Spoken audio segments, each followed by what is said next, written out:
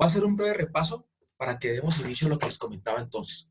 Sí, efectivamente, el incidente de reparación es importante, pero considero que esto es aún más importante y además es una forma también de llegar a ese incidente de reparación. Dijimos que, y aquí nuevamente presento un saludo para todos, dijimos que una vez termina la práctica de pruebas, puede sobrevenir la absolución perentoria y si no, vendrán las alegaciones finales, al cabo de las cuales habrá un sentido del fallo que queda inescindiblemente ligado a la lectura del fallo. ¿En qué sentido? En que el juez que absolvió en el sentido del fallo tiene que absolver en la lectura del fallo. Contrario censo, el juez que condenó en el sentido del fallo debe condenar en la lectura del fallo. Así, entre el momento en que va entre el sentido del fallo y la lectura, hay algún tipo de modificación, aún así dice la Corte, debe mantenerse incólume la decisión que profirió en el sentido del fallo, en la decisión del fallo, en el sentido. Terminado eso, entonces, se señala fecha y hora para llevar a cabo la lectura de la sentencia a primera instancia, que dijimos que se notifica en estrados y que puede ser objeto del único recurso, que es el recurso de apelación. Y obviamente que entran en juego las posibilidades de que en la apelación vaya al tribunal toda decisión tomada por un juez de sentencia, obviamente, tomada por un juez penal municipal, promiscuo municipal, penal circuito, circuito especializado. Toda sentencia de ellos debe ir en segunda instancia si se apela al tribunal. Y del tribunal va a la Corte. Y luego en la Corte eventualmente puede ir al recurso extraordinario de casación. Ahí terminaría entonces lo que se conoce como el proceso ordinario, o para conectarlo con el tema que viene, o la forma normal de llevar a cabo un proceso. ¿Cuál es la forma normal? Esa de recibir la denuncia, la querella, la petición especial de manera oficiosa, adelantar la investigación, llevar a cabo audiencias preliminares concentradas, solicitud de captura, legalizar captura, imputación, medida de aseguramiento, y luego la otra parte que sería la fase del juicio con la audiencia de acusación, previa presentación del escrito de acusación, preparatoria y juicio oral. Esa es la forma normal. Ahora vamos a ver las formas anormales de dar por terminado un proceso. Se llaman anormales no porque sean irregulares o ilegales o ilícitas. Se llaman así porque es una forma abreviada, si se quiere, ágil, dinámica, de dar por terminado un proceso, no de la forma normal, que es con todas esas serie de audiencias, sino con algunas formas que señala el mismo Código de Procedimiento Penal. Las formas anormales de dar por terminado un proceso son dos. Hay dos formas únicamente. Unas formas anormales son aquellas que llevan a condena, tienen vocación de condena, lo había mencionado yo una vez en clase, un sábado me acuerdo, llevan a condena o con vocación de condena, y otras que no tienen vocación de condena, llevan a la absolución o el archivo del proceso. Repito, unas que llevan a condena, otras que llevan a la absolución del procesado. En ese sentido, entonces, vamos a ver las formas anormales de dar por terminado un proceso que llevan a condena. Son fundamentalmente dos.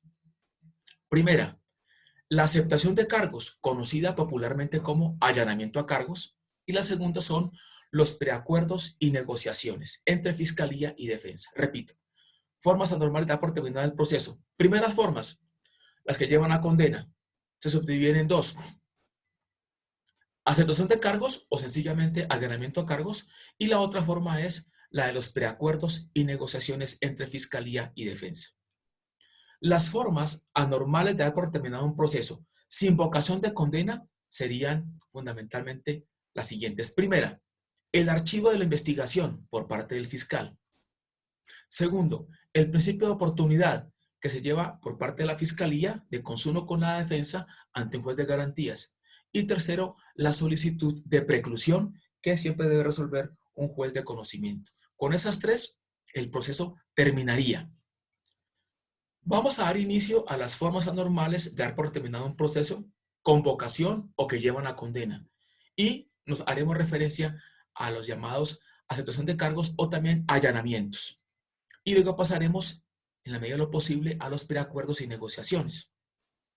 Veremos que, en este sentido, cuando se lleva a cabo una de ellas, lo que se pasa es verificar que se llevó a cabo el allanamiento o el preacuerdo y el juez pasa a dar el sentido del fallo, que ya conocemos por la vía ordinaria o la vía normal.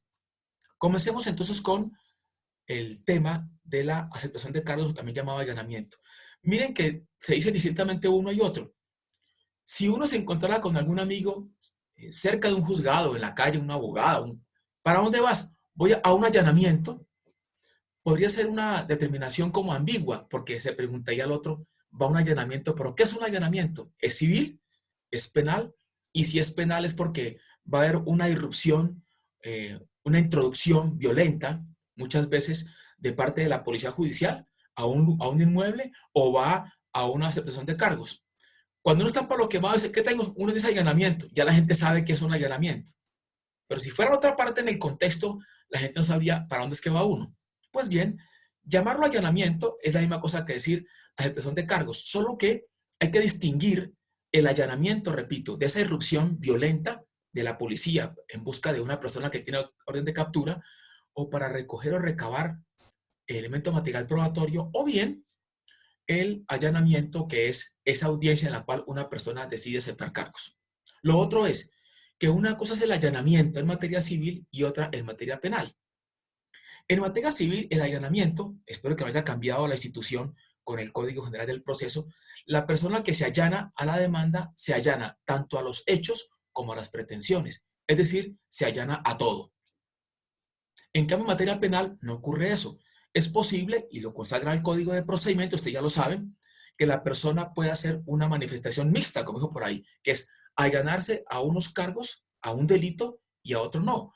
Como aquella persona que es capturada en flagrancia luego de haber cometido un asalto a un supermercado y le imputan los delitos de hurto calificado y agravado, fue con un compañero y además en concurso heterogéneo con el de fabricación, tráfico, porte de armas de fuego y municiones.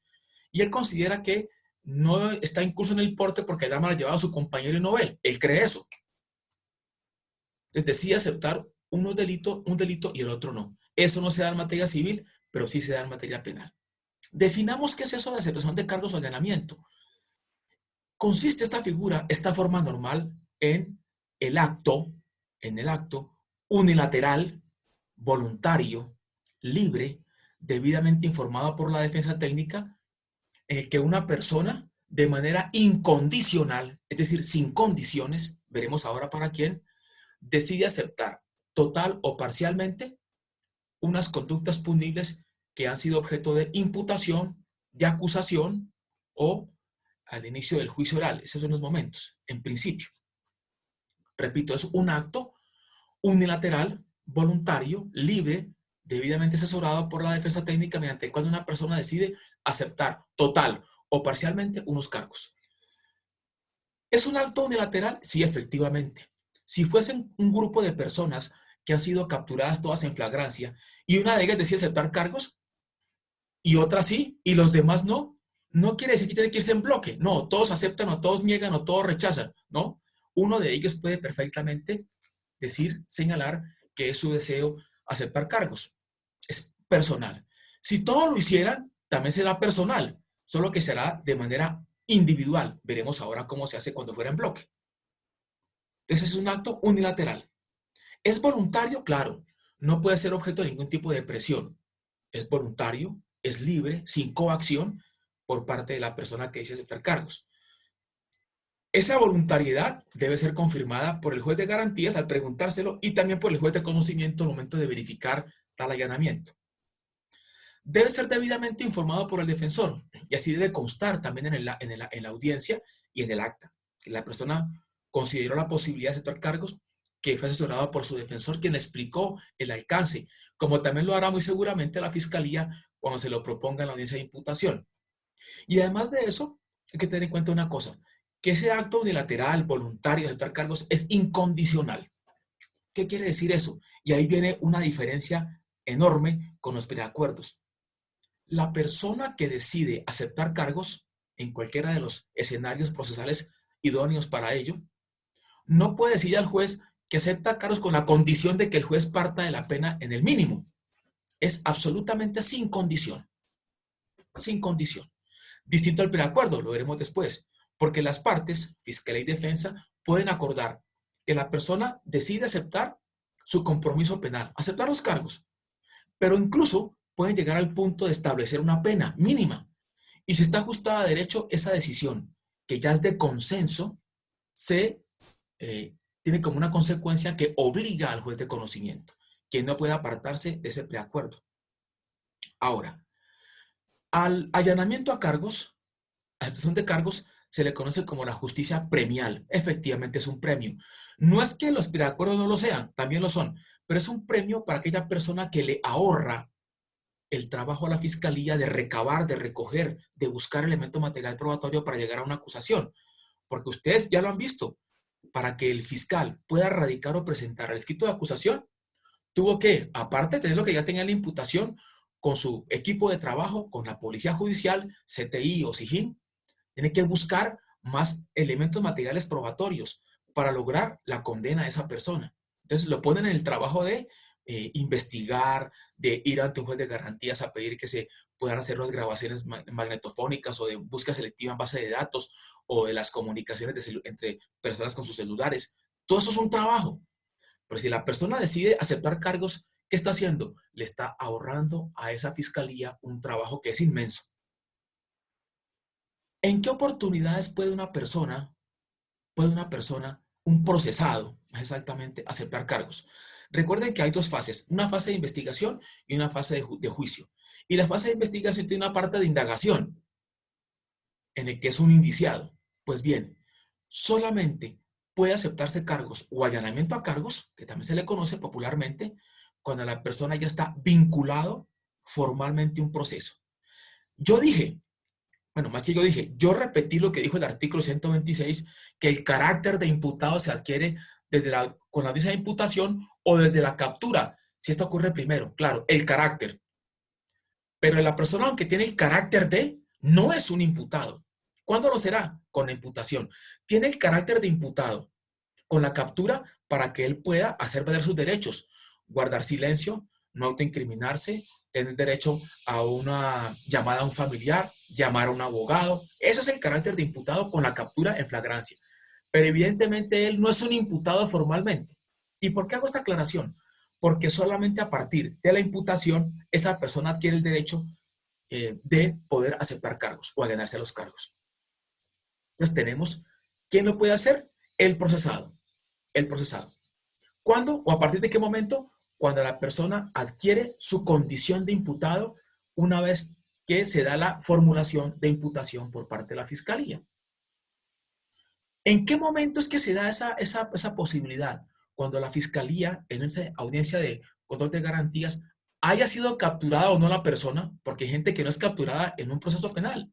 Lo citan, perdón, a través de un telegrama, acuden ante un juez de garantías y le hacen la imputación. Es más, es posible que ni siquiera haya medida de aseguramiento, pero una vez termina la imputación y antes de la medida de aseguramiento, si es que la va a haber, terminada la imputación, el fiscal le va diciendo al procesado, señor tal, usted ha adquirido la condición de imputado y le quiero recordar, su abogado seguramente ya se lo manifestó, que existe la posibilidad de que usted acepte los cargos. Yo lo invito, lo exhorto a que usted lo haga. Obviamente que esta aceptación de cargos no quiere decir que usted esté alejado o que se pretermita el debido proceso, de ninguna manera. El artículo 8 que le va a leer ahora al señor juez señala eso, la posibilidad de que usted renuncie, no al debido proceso, que ese nunca se renuncia, sino a lo que falta del proceso. ¿Y qué falta? Todo lo que ustedes ya saben. Falta la acusación, la preparatoria, el juicio oral con todo su trámite. Entonces, si usted decide hacer eso, pasaríamos inmediatamente a que eso se tramite ante un juez de conocimiento para que, verificado las circunstancias, usted pueda ser condenado y tenga usted derecho a una rebaja, que será, dependiendo del caso, digamos para este ejemplo, hasta el 50%. Entonces le invito a eso. Muy amable, señor juez, queda hecha la imputación.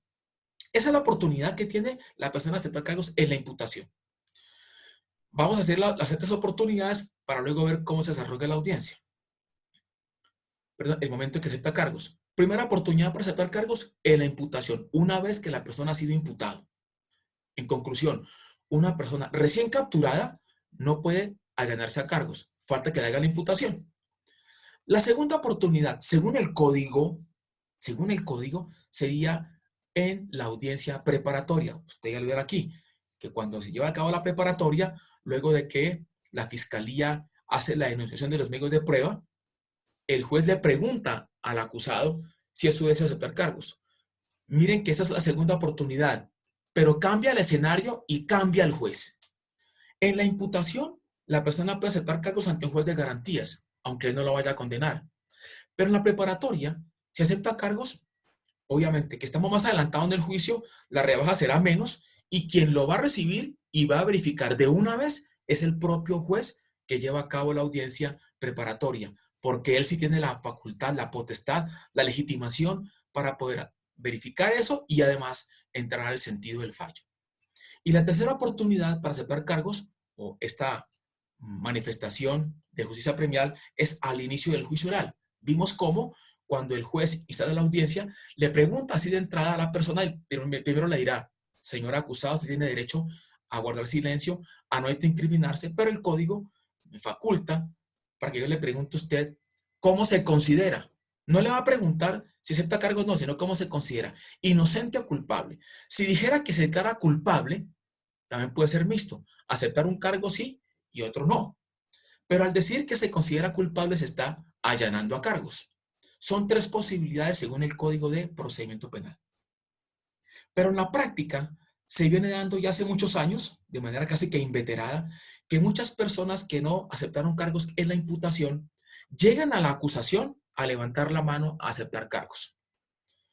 Le pasa la imputación, no aceptan cargos, alguien los aconseja, en el mismo centro penitenciario le dice, ¿usted por qué no aceptó cargos? Usted tiene todo en contra suya, usted tiene una rebaja muy importante, ¿qué le pasó? O él dice, aceptó cargos. ¿Lo puede hacer en la acusación? La Corte ha dicho, la audiencia de formulación de acusación no es el escenario legalmente establecido para ello. Es más, consiste en una irregularidad del proceso, una irregularidad. Pero recuerden que para que la irregularidad afecte el proceso, para que pueda ser nulitable, se requiere que trascienda en el proceso. La Corte ha dicho sencillamente esto. No es el escenario, pero como se viene dando y no afecta el proceso, es viable entonces que el juez de conocimiento entre a verificar ese allanamiento. Ahora tenemos ya 4 oportunidades. Audiencia de imputación, audiencia de acusación, preparatoria, audiencia del juicio oral en su inicio. Ahora veremos qué pasa con las rebajas y lo que puede suceder. Pero hay otra posibilidad, una quinta posibilidad de que la persona pueda allanarse cargos o aceptar los cargos. Y es que, pasando la imputación, sin que el fiscal haya presentado aún el escrito de acusación, pueda esa persona solicitar, artículo 154 del Código de Procedimiento, solicitar una audiencia para llevar a cabo la aceptación de cargos. ¿Por qué he dicho antes de que se radique el escrito de acusación? Por lo siguiente. En primer lugar, y aquí entramos a hablar de las rebajas de entrada de una vez. Sin entrar en excepciones, sino más de manera general, y supongamos que el delito lo permite, obviamente. Si la persona acepta cargos en la imputación, la rebaja será de hasta el 50%. Una rebaja muy, muy importante, hasta el 50%. Si la persona acepta cargos en la preparatoria, la rebaja será de hasta la tercera parte. Si acepta cargos al inicio del juicio oral, la rebaja será de la sexta parte. Hay 2 hasta la mitad en la imputación, hasta la tercera en la preparatoria y la sexta parte al inicio del juicio oral. Pero como acabamos de decir, que existe la posibilidad de que la persona llegue a la audiencia de acusación a aceptar cargos, a pesar de que el código no lo contempla, pero la Corte ya se pronunció respecto a eso, mucha gente llega a la acusación con la intención de aceptar cargos y con la esperanza de que la rebaja sea la misma de la imputación, con el convencimiento equivocado de que como aún no se ha dado inicio a la audiencia de acusación, entonces esa persona tiene aún derecho a eso. ¿Cuál es la filosofía de esto? ¿Cuál es la teleología? ¿Cuál es la lectura que se le debe dar a esto? Para ello tenemos que señalar lo siguiente. Hemos dicho que la Fiscalía, luego de la imputación, en el evento de que la persona no acepte cargos, tiene que seguir con esa tarea dificultosa por demás de encontrar medios de prueba para poder llegar a la acusación, hacer un buen discovery y descubrimiento, que usted ya lo conoce, y tener casi que asegurada la victoria final en este proceso, que al final es una contienda entre 2 partes. ¿Qué hace la Fiscalía entonces? Recaba, busca, encuentra las cosas, elabora un escrito de acusación, ya han tenido oportunidad de verlo, y lo presenta o radica. Recuerden que hay unos términos para que el fiscal lo radique. ¿Cuáles son? Están en el artículo 175 del Código de Procedimiento. Dice así: pasada la audiencia de imputación, tendrá el fiscal 90 días o 120 días para presentar o radicar el escrito de acusación. Son días corridos, no hábiles. ¿De qué depende de que sean 90 o que sean 120? Depende, serán 90 si es un solo procesado, si es un solo delito, o son dos procesados, un solo delito, y la competencia es de un juez de circuito. Pero si fueran tres son malos procesados, dos son malos delitos, o es competencia de un juez penal especializado, el término para presentar la acusación será de 120 días. Pues bien, una vez que se presente el escrito de acusación, ¿qué condición tiene esa persona? Es un acusado. Así aún no se haya adelantado todavía la audiencia de formulación de acusación. Recordemos que es un acto complejo. Se presenta el escrito y además se lee en la audiencia. Después de que pasen los inconvenientes, mejor los asuntos atinentes a competencia, impedimentos, recusaciones y nulidades. Artículo 126. El carácter de parte como imputado se adquiere desde su vinculación a la actuación mediante la formulación de la imputación o de la captura si esto ocurriera primero. A partir de la presentación, yo agrego como sinónimo, o radicación de la acusación, adquirirá la condición de acusado.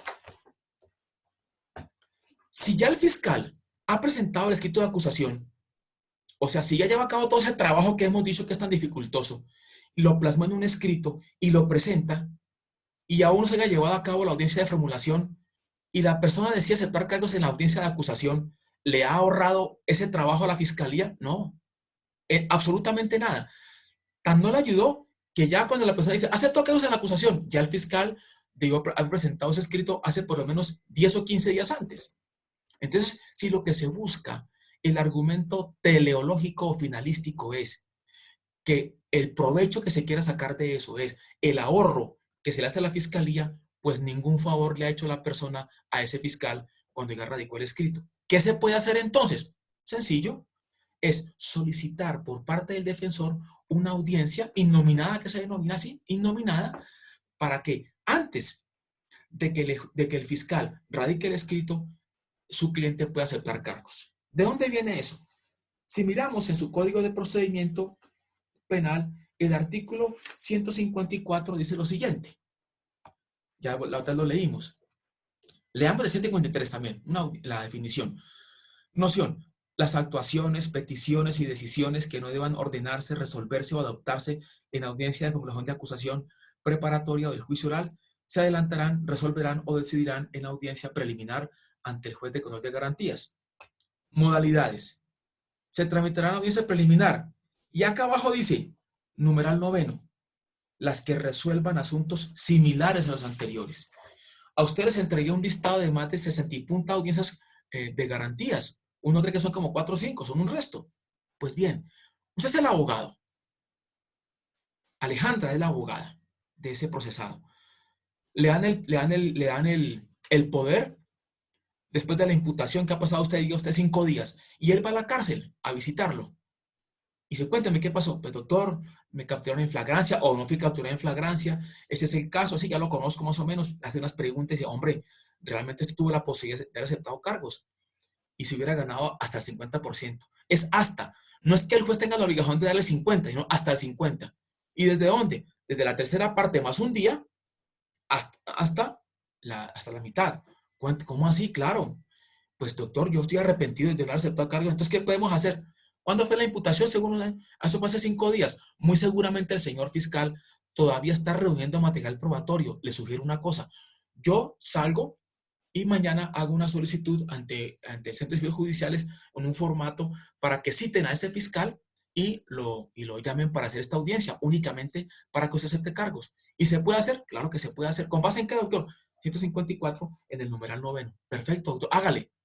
Usted se va, Alejandra se va, coge el formato, radica eso y más piloso todavía, se van del fiscal y le dice, doctor, señor fiscal, ¿cómo le va? Mi nombre es tal, soy el nuevo defensor del señor tal. Ah, sí, que me acordé, cuénteme.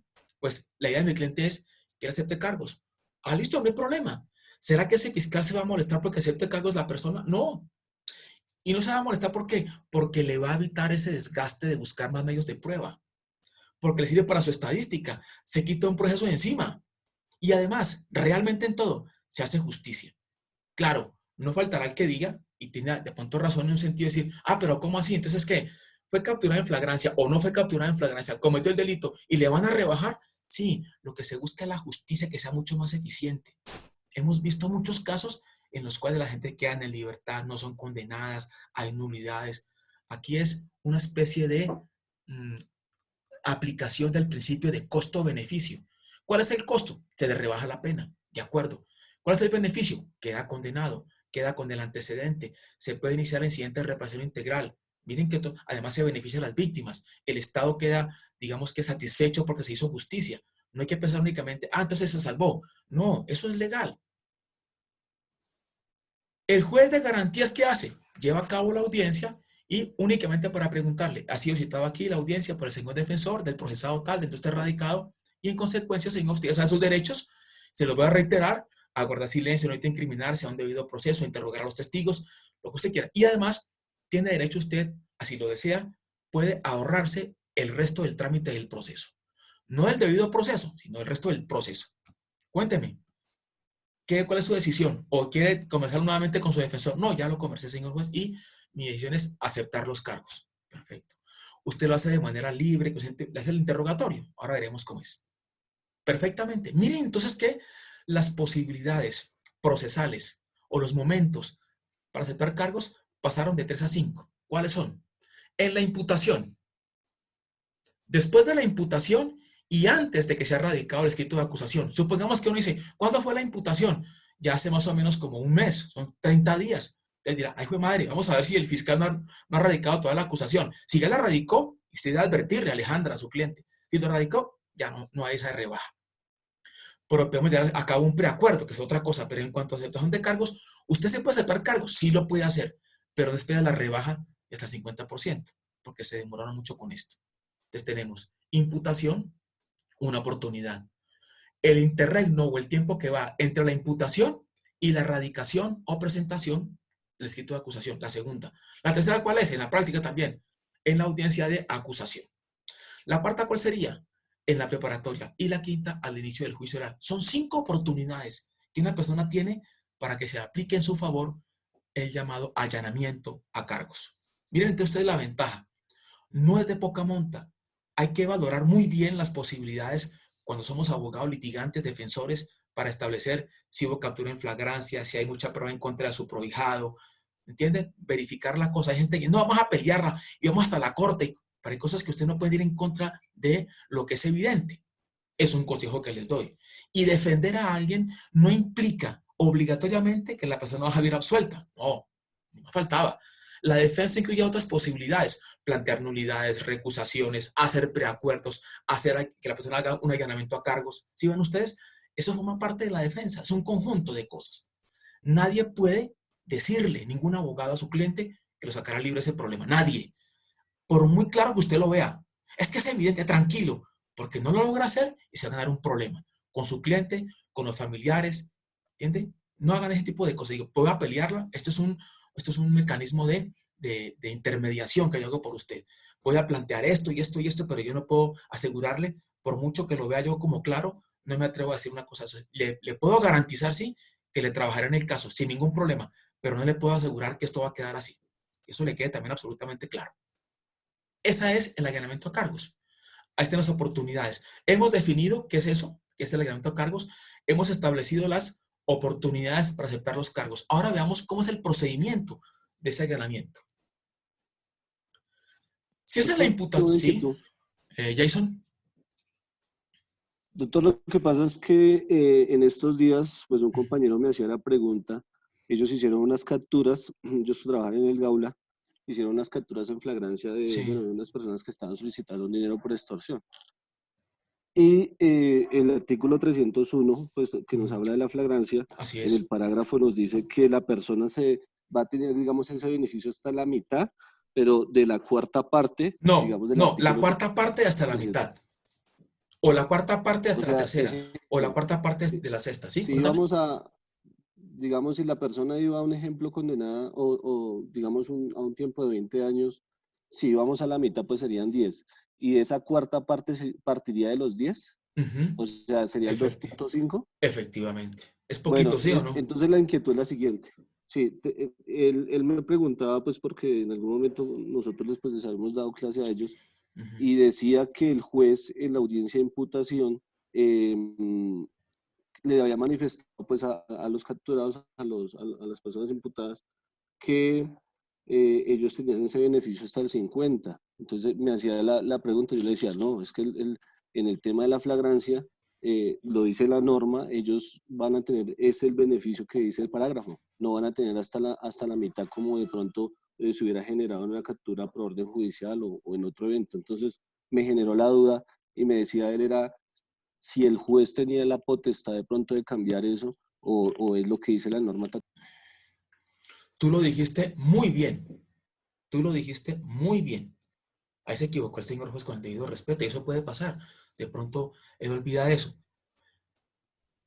Termino esta parte que debemos hacer aquí y ya pasamos a esa rebaja. ¿Te parece, Jason? Ya lo hablamos entonces. Listo, profesor, Veamos el mil caso gracias. entonces. ¿Qué tenemos que hacer aquí? Dijimos, ahora sí, ya vimos en qué momentos, ahora cómo es el procedimiento para decirle esto. Si se da la imputación, ¿es ante quién? Ante el juez con función de control de garantías. Primera. Pero si es, y también en la audiencia que se puede hacer con base en el 154, numeral noveno, que es aquella que va después de la imputación y antes de la acusación, ante un juez de garantías. Si fuera en la acusación, en la preparatoria o al inicio del juicio oral, el juez no es el de garantías, es el juez de conocimiento. ¿Hay diferencia de eso? Claro, porque el juez de garantías llevará a cabo las preguntas que vamos a hacer ahora, pero ya ahí no puede pasar, porque él no puede dictar sentencia. Él debe remitir esa carpeta al centro de servicios judiciales para que hagan el reparto y al que le corresponda después de conocimiento hará la verificación y dará el sentido del fallo, si es que da el sentido del fallo. Pero si es un juez de conocimiento, en la acusación, repito, en la preparativa, para el juicio oral, el juez le hace las preguntas, verifica él mismo y da el sentido del fallo. Y si el caso no es tan complejo, es más, se demoran 15 minutos más y él da una vez, dicta la sentencia. Todo eso puede pasar. ¿Qué se le pregunta a esa persona cuando acepta cargos? Sin importar que sea juez de garantías o juez de conocimiento, sin importar, se le debe preguntar, ¿su decisión es libre? ¿Es voluntaria? ¿No ha sido usted coaccionado? ¿Ha ingerido? Hay jueces que preguntan eso, algún tipo de licor, estupefaciente, alguna cosa psicotrópica. No, señor, perfecto. Su abogado que está ahí le informó acerca del alcance de esto. ¿Sabe que será condenado por este delito? Porque, pues, ¿cómo así? Claro, será condenado, obviamente. No me dijo eso. Hable nuevamente con él, que quede absolutamente claro, porque esto es irretractable. No hay manera de echar atrás. Realmente sí la hay. Regla general es irretractable, así quiere decir que después de que él diga que acepta cargos, no puede llegar a la siguiente audiencia a decir, no, me arrepiento, no acepto cargos. Y pasa seguido realmente. Pero son pocos los casos en los cuales, son pocos en los cuales la persona se retracta y el juez de conocimiento se lo avala. ¿Por qué son pocos casos? Porque el juez le pregunta y le dice y le explica y nuevamente va y le dice todo quedó claro. Ojo con esto, mire que eso es una cosa muy seria. Cuando ya el juez, ante el juez de conocimiento se van a retractar, dice el juez de conocimiento, escuché el audio, se demoraron más de 15 minutos únicamente en preguntarle cosas a usted. A usted le quedó absolutamente claro, le preguntaron a su abogado, le había explicado todo, y ahora viene a decir que no, no se lo voy a valer. Porque tiene que decir la causal, ¿por qué se retracta? Fui coaccionado, fui afectado, una falla de defensa técnica terrible, y tiene que demostrarlo. Y ahí viene lo complejo de demostrar eso. Pasa entonces esa circunstancia. Ahora sí, ¿qué pasa cuando se da la circunstancia en la preparatoria, perdón, en la imputación, en la audiencia después de la imputación de acusación, en la acusación, en la preparatoria, en el juicio al respecto de las rebajas? Aquí, como digo yo muchas veces, y ya lo planteo de entrada también en Jason, aplican condiciones y restricciones. Ahora sí, vamos a ver. Hemos dicho que de entrada para el ejemplo dijimos, bueno, el que aceptó cargos hasta el 50%. Y advertí, en principio, si es en la acusación o en la preparatoria, hasta la tercera parte. Y si es al inicio del juicio oral, la sexta parte. pero depende. Uno, ¿de qué depende? Depende de que la persona no haya sido capturada en flagrancia. Y es el caso que planteó nuestro amigo Jason. Al principio del código, al principio, perdón, de la implementación del sistema penal con tendencia acusatoria, las personas aceptaban cargos. Eran capturados en flagrancia, mataban a alguien incluso, y llegaban a la audiencia de imputación y aceptaban cargos, y la rebaja de la pena era de hasta la mitad. Recuerden que es hasta la mitad, no es la mitad, porque el juez pueda que diga, no, voy a dar el 45%, el 47%, el 40%. Tiene que motivar, obviamente, eso. ¿Por qué? Porque es una decisión incondicional. El procesado que acepta cargos no le puede obligar al juez a decirle cuánto es la rebaja. Sin embargo, se presentaron muchos casos en los cuales las personas eran capturadas en flagrancia.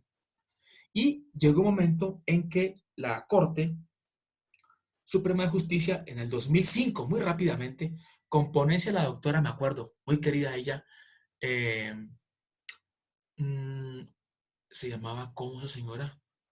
Barón, de apellido Barón de Barón, la doctora magistrada, muy didáctica, eh, manifestó lo siguiente, en una ponencia de la Corte, dijo, las personas que son capturadas en flagrancia no deberían recibir el beneficio de hasta 50%, porque cuando alguien es capturado en flagrancia existe una amplia probabilidad de éxito de parte de la fiscalía. Y claro, piensen ustedes en algo, una persona es capturada en flagrancia, en el momento en que ha cometido la conducta punible, ¿se acuerdan que vimos 5 casos? La capturan en el momento mismo, con elementos o huellas, por voces de auxilio de la comunidad de la víctima, dentro de un vehículo el que ha participado en una conducta punible o luego de una grabación en un estacionamiento público. La posibilidad de que la fiscalía gane el caso es muy elevada. Entonces dijo la Corte, como parece la doctora, se me olvida siempre, esta magistrada, Pulido de Barón, dijo, no deberían concederle el rebaja hasta 50%, hay alta probabilidad para la fiscalía. Y entonces mucha gente, y comenzamos todos, sí, realmente los 50%, 50% no, dependiendo del caso. Había un campo muy discrecional para el juez para hacer eso. Entonces la gente le decía 45%, no, pero ¿cómo? Ese es el porcentaje que yo le voy a dar, y lo motivaba, y no hay rebaja de eso. Sin embargo, ustedes ven que en el artículo 301 dice flagrancia, artículo modificado por el artículo 57 de la ley 1453 del año 2011. A partir de ese año, eh,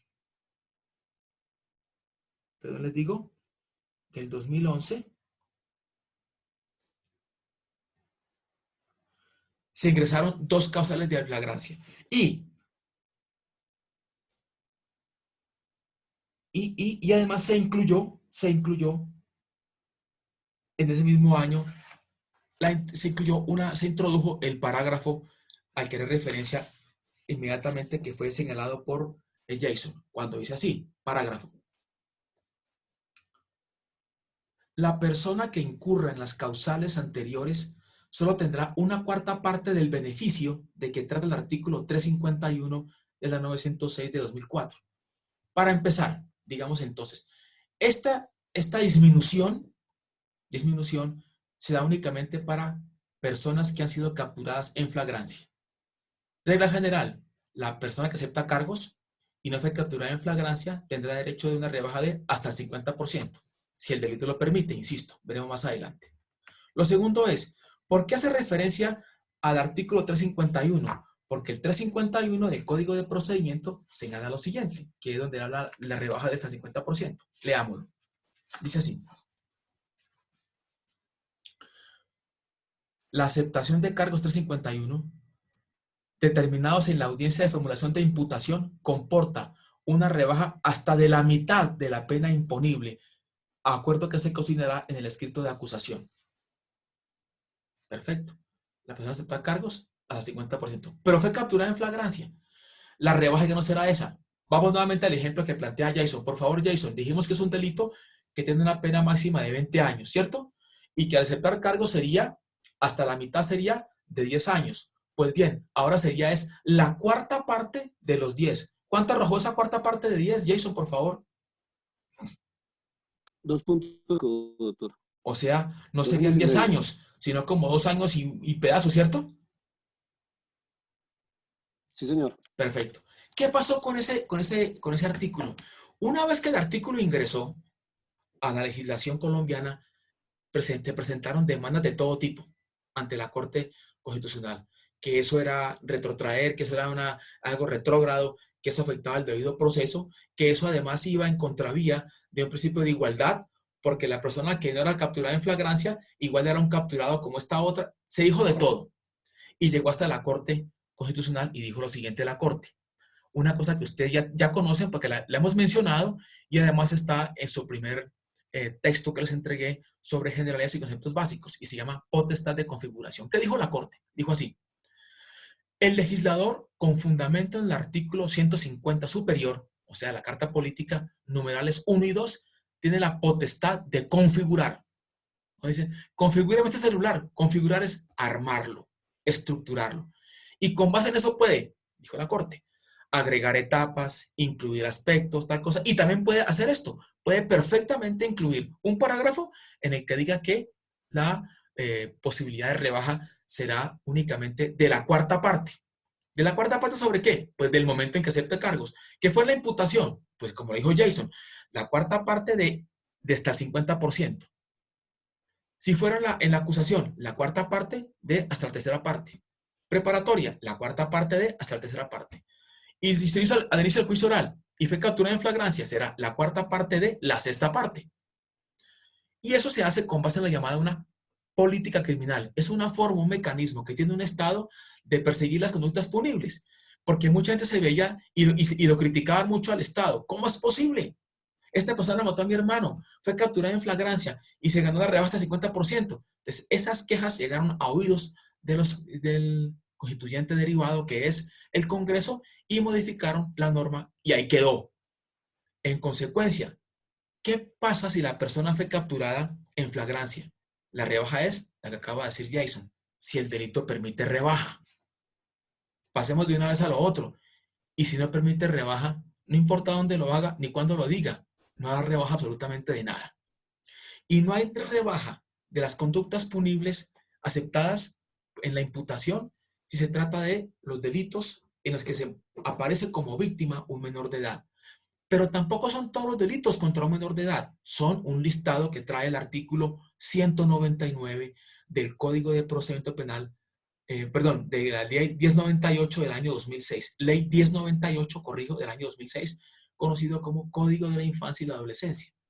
El artículo en mención dice lo siguiente, 199, no aceptarán cargos, no aceptarán preacuerdos. La palabra allanamiento no apareció. No, es más, de hecho no aparece. Para delitos en los cuales sean como víctimas menores de edad y que se trate de homicidio doloso, secuestro extorsivo, lesiones personales dolosas y delitos sexuales que tengan como víctimas a un menor de edad. Sin olvidar una cosa, chicos, cuando decimos menor de edad, nos referimos al que es menor de edad normal, o sea, 18 años. Si la víctima es de 17, 16, 15, 14, 13, 12, eso es un menor de edad. Por tanto, una persona comete un delito y tiene como víctima a un menor de edad y es un delito sexual, aceptando cargos, no tiene derecho a ninguna rebaja. Lo diré de esta otra manera mucho más técnica. No tiene ningún derecho a un beneficio judicial. Judicial no lo tiene. Judicial. Él podrá decir, pero ¿cómo así? Y si llego a la casa a trabajar, eso es otra cosa. Eso es un beneficio administrativo. La persona, el cliente de Jamie Catherine, que aceptó cargos, ese cliente que aceptó cargos, hay que decirle, hermano, no tiene rebaja nada. Entonces, ¿qué hago? Póngase a trabajar, póngase a estudiar, póngase a enseñar allá en la cárcel y habrá una rebaja que la consagra el Código Penitenciario. Pero por este lado, ante el juez, no hay ningún tipo de rebaja. Y decía yo, la expresión allanamiento no aparecía no aparece en la 199 del Código de la Infancia y la Adolescencia. Algunas personas, incluso recuerdo un magistrado, si no estoy mal, no quiero tampoco pecar de eso porque es una grabación además, si no estoy mal, el doctor José Joaquín Urbano, un eminente magistrado del Tribunal Superior de Bogotá, un profesor de la materia, un doctorado, primer puesto, imagínate, berraco. Él manifestó una vez, si no estoy mal, que espero no tener que corregir después, él aceptó un caso en que la persona, o sea, validó que aceptara cargos, es decir, se allanara, porque según él, la interpretación, digamos que del texto, o gramatical o lingüística, dice es que no se admitirán preacuerdos. Entonces mucha gente, incluido él, dijo, un momentico, es que la expresión allanamiento no aparece, en consecuencia, él puede perfectamente ganarse. Esa discusión llegó también a la Corte Constitucional. ¿Qué dijo la Corte Constitucional? En efecto, el artículo 199 del Código de la Infancia y la Adolescencia no señala la palabra allanamiento. Omitió la palabra allanamiento, dejando establecido únicamente para preacuerdos. Lo que llevaría a pensar que la persona que está sometida a un proceso y que ha sido catalogada, acusada o imputada como autor o partícipe de una conducta punible que tenga a un menor de edad, en estos casos, tendría derecho a la rebaja, porque no dice la palabra allanamiento. Sin embargo, agregó la Corte, aquí se presenta la llamada la omisión legislativa relativa. Hágame el favor. Es una figura que casi nadie conocía. La omisión legislativa relativa. ¿Qué quiere decir? El legislador omitió incluir la expresión de allanamiento, lo que llevaría a pensar que como dice que no se puede preacuerdo, se puede allanar con la respectiva rebaja. La Corte dijo, no, esa omisión legislativa relativa implica que la intención del legislador es cerrar las puertas de cualquier manera a una persona que ha cometido un delito de estos contra un menor de edad. En consecuencia, debe incluirse también esa expresión de allanamiento como la imposibilidad para dar una rebaja. Porque si el legislador quiso también que nadie pudiera recibir algún beneficio, debe también incluirse el allanamiento. En consecuencia, la norma debe ser entendida así. Ni preacuerdos, ni allanamientos, ni nada. Sencillamente es no tiene derecho a ninguna rebaja. En conclusión, ¿qué tenemos aquí del allanamiento a cargos o entrada de cargos? Forma parte de la llamada justicia premial. Es una expresión doctrinal, jurisprudencial. ¿Quién la lleva a cabo? El procesado. ¿A partir de qué momento? Desde que es imputado. ¿Cuándo puede llevar a cabo esa extensión de cargos? En la imputación, en el término que va después de la imputación, antes de que se radique la acusación, en la acusación, en la preparatoria al inicio del juicio oral. Y dependiendo del momento, la rebaja será de hasta el 50%, si se permite por parte del delito lo permite, como hace en el artículo 351 del Código de Procedimiento Penal y el artículo 286 del Código también de Procedimiento Penal, en la imputación. Igual en la audiencia que sigue a la imputación si aún no se ha radicado el escrito de acusación. Si lo hace en la acusación o en la preparatoria, la rebaja será de hasta la tercera parte de la pena a imponer. Y si lo hace al inicio del juicio, será la sexta parte. La sexta parte. Ahí están las posibilidades, están los tiempos. ¿Qué es el allanamiento? Es aceptar de manera unilateral, voluntaria, libre de todo tipo de apremio, de coacción, debidamente asesorado por la defensa técnica, unos cargos que se le indican por parte de la Fiscalía y sin condiciones para el juez de conocimiento. ¿Qué se hace después de eso? Se verifica por parte del juez de garantías o del juez de conocimiento, según la audiencia, que tal aceptación esté acorde a derecho y luego se le envía, si es el de garantías, a un juez de conocimiento. Ese juez de conocimiento lo verifica inmediatamente y entra a dar el sentido del fallo. ¿Cuál es la garantía de todo esto? ¿Cuál es la eficacia de la figura? Pues es mucha.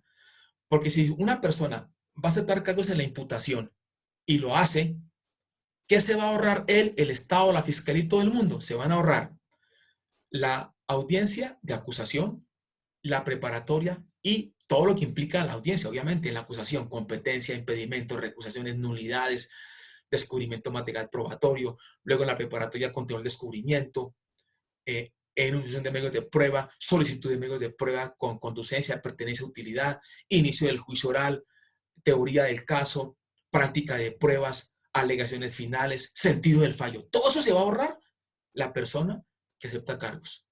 ¿Es un costo para el Estado? ¿El Estado se beneficia? Absolutamente sí, porque habrá justicia. Pero en la rebaja, hombre, todos tenemos también derecho a una rebaja si aceptamos cargos. No se puede distinguir aquel que no aceptó cargos del que sí lo hizo. Tan es así que también dependiendo del momento en que lo haga, la rebaja se va disminuyendo, porque también es menos la ayuda, la colaboración mejor que se ha prestado a la Fiscalía.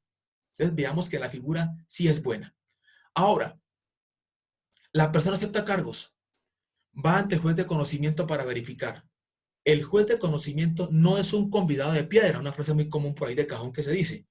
¿Por qué se dice eso? Porque para que el juez de conocimiento dicte el sentido del fallo condenatorio, requiere que él verifique que realmente hay un mínimo de prueba ahí. Hay un mínimo de prueba ahí, que está comprometido. Porque si no lo está, él no puede condenar a una persona que advierte. Si absolutamente no hay ningún medio de prueba, nada, el juez tiene que revocar eso y absuelve de una. Porque fue traído ahí, se inventaron una prueba. Es que se no aceptó cargo, sí, pues tengo que verificar. Si no está muy claro todavía, pues esto no lo acepto y lo regresa para que se haga una nueva imputación y la persona acepte cargos o va a decir, este delito no fue cometido, le indicaron 4 conductas punibles y esta no fue, no puedo aceptar eso. Claro, entonces no es sencillamente una simple izada a la bandera, para salud a la bandera que dicen, le aceptó cargos allá, venga, lo condeno aquí. El juez de conocimiento debe verificar que hay un elemento material probatorio que mínimamente implique el compromiso de la persona que aceptó los cargos. Y vuelvo y digo lo anterior, si la persona aceptó cargos de la imputación y llega a la audiencia de acusación a decir que se retracta, tiene que señalar por qué se va a retractar y demostrarlo además. Lo que hace muy dificultoso, de mucha complejidad, de mucha casi que imposibilidad, dificultad para la persona demostrar que realmente no ocurrieron las cosas como él las manifestó en la imputación. Cuando estuvo de juez, no sé, digo usted, de unas 10 casos en los cuales la persona se retractó, de unas 10, en 15 no se la valieron, no les digo todo. Es muy complicado. Habría que demostrar realmente una gran falencia en la defensa técnica. ¿Qué más puede pasar? Digo yo esto. Supongamos que el juez, en el caso que plantea Jason, que hubiera sido juez de garantías, supongamos eso, hubiera dicho, sí, la rebaja de ustedes es una rebaja hasta el 50%. Supongamos eso. Y llega el juez de conocimiento y dice el juez de conocimiento, bueno, entonces la rebaja será de hasta el 50, pero como fueron capturados en flagrancia, hasta la cuarta parte. Momentico. No, entonces no me retracto, no señor. La equivocación que tuvo ese juez de garantías no implica que se vaya a ver afectado eso. No implica. La equivocación que tuvo el juez de garantías, no sé si el caso fue así, Jason, pero si no, supongamos que hubiera sido de esa manera, no implica que entonces se pueden retractar. No, señor. Usted se retractó, aceptó cargos. Esas son cuentas matemáticas que hubo una equivocación, pero ya está perfectamente evidenciado eso. Recuerdo que hubo un caso en el que una persona, hubo un cambio de legislación. Recuerdo que en aquella época la pena por porte de armas era de 4 a 8 años. Y en ese lapso se introdujo una modificación al Código Penal y la pena pasó de 9 a 12. Imagínense usted, de 9 a 12. Una persona en ese lapso aceptó cargos cuando ya estaba en vigencia la modificación, creyendo que la pena era de 4. Y no, era de 9. Y llegó al juzgado, no, es que me retracto porque es que yo sé que hubo una equivocación. No, señor, nada. Aceptó cargos, esa es su decisión, esa es su voluntad. Eso no es una cosa que es dolosa, faltó agilidad a pensar porque estamos en el transición de esas normas y no apelaron y se confirmó. Nada que hacer. Entonces, ¿qué hay que hacer eso? Lo que está haciendo Jason ahí, muy atentos a saber qué tipo de delito es, si fue capturado en flagrancia o no, en qué momento se saltó cargos y saber si ese delito tiene derecho a la rebaja. Entonces, todo eso hay que saberlo a la hora de meterse con el allanamiento a cargos. ¿Alguna pregunta hasta ahí, chicos, niñas?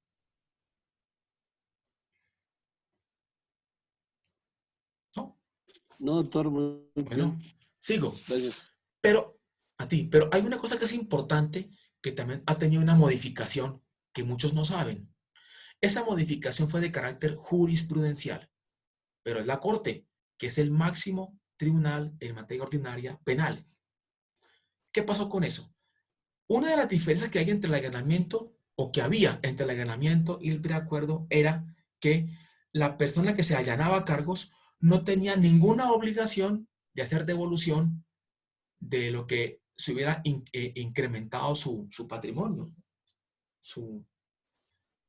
lo que hubiera hurtado, lo que se hubiera apropiado o beneficiado de manera ilícita. No estaba obligado a eso. Acepto cargos, listo. Y ya le correspondía a la víctima adelantar al incidente de reparación integral. Sin embargo, a raíz de la sentencia de los hermanos Nule y del primo de los Nule, la Corte modificó eso a raíz de ese caso para manifestar lo siguiente, y es que ahora, a partir del año 2017 más o menos, voy a buscar la sentencia, a partir de ese año, el allanamiento forma parte, es como una especie de preacuerdo, dijo la Corte, para decir lo siguiente. Si la persona que acepta cargos ha tenido un incremento patrimonial, vamos a un caso, el cliente de Kelly o de Lady se hurtó de un banco la suma de 50 millones de pesos. Anteriormente decía, acepto cargos. Ya veía cómo se les iba a ver el banco para recuperar 50 millones de pesos. Pero ahora no. Ahora se bajó los 50 millones de pesos y para que se acepte su allanamiento, se requiere que él se comprometa a hacer la devolución en 2 cuoticas de los 50 millones de pesos.